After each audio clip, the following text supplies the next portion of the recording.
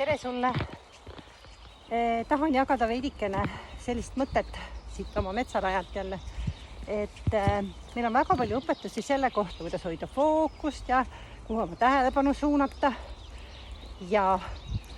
Aga selle pealt tihtipeale tekib selline tunne, et vot need kohad, kus mul on nagu kehvasti, see, kus mul ei ole hästi, siis selle ma tahan nagu endast ära lükata.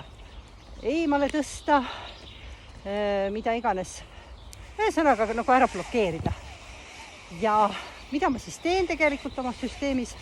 Ma panen selle energia kinni. Ja mida rohkem ma seda ära lükkan, nagu te teate, seda rohkem tegelikult see minu ellu pressib. Nii et mida rohkem ma midagi eitan, ja rohkem ma ütlen mingi asja kohta, seda ma küll ei soovi, siis see rohkem sinu ellu tuleb. Nii et ma soovitan laiendada oma seda vaadet.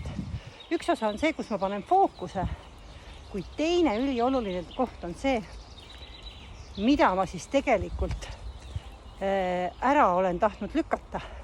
Mis on see koht, kuhu ma tegelikult vaadata ei taha ja miks ma seda teha ei taha.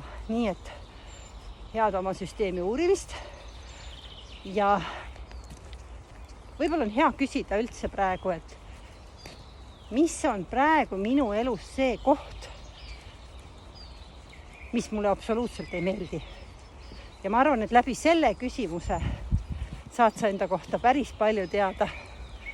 Ja kui sa vajad abi, seda uurimaks, võib-olla veel sügavamal tasandil, siis anna lihtsalt märku. Nii et mõnusat päeva!